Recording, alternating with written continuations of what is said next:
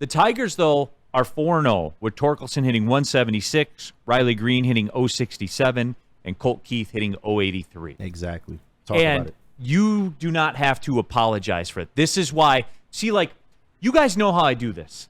I break this up into, like, sample groups because games happen in a vacuum. Mm-hmm. They absolutely do. Now, baseball is a little more connected to previous performances than most.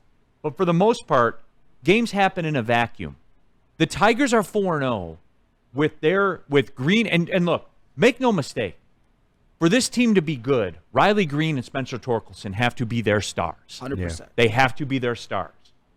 They're 4-0 with them being largely invisible. They're 4-0. Yeah. 4 games.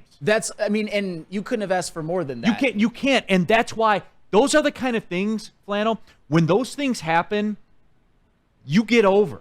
Yes. And when you get over, you're in a good spot. Sure. And when you're in a good spot, ... you know what happens from there. The early season test, they have passed. Yeah.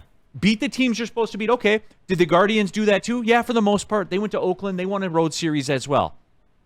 But when you have these 3 guys hitting like this and you're 4-0, Flannel, that is huge. That's found money. Well, and here's the thing, too. Slumps happen. When it happens at the beginning of the year and your numbers look so bad because you hadn't had a chance to make more of a sample size, it looks a little bit more glaring. But what makes it look less glaring is the fact that it hasn't mattered. They're still 4-0. And one of the reasons, like I said, they are 4-0 because their starting pitching was brilliant in 3 of the 4 games. Their bullpen has been brilliant. And guys like Mark Canha, one of the offseason signings, he's been their best hitter so far. You got Gio Urshela, 8 at-bats, 3 hits. You got Andy Ibanez, 2 game-winning RBIs. You've got Kerry Carpenter with a .455 on-base percentage and a home run. He's a guy who stepped up, who you expected to step up, and has actually played very well. And last but not least, Carson Kelly with 5 of the biggest RBIs on the season. The RBI in the second game to tie the score at 6, and the game-winning RBI in extra innings, and then that mammoth home run to make the score 5-0, the mammoth 3-run home run to provide the necessary insurance to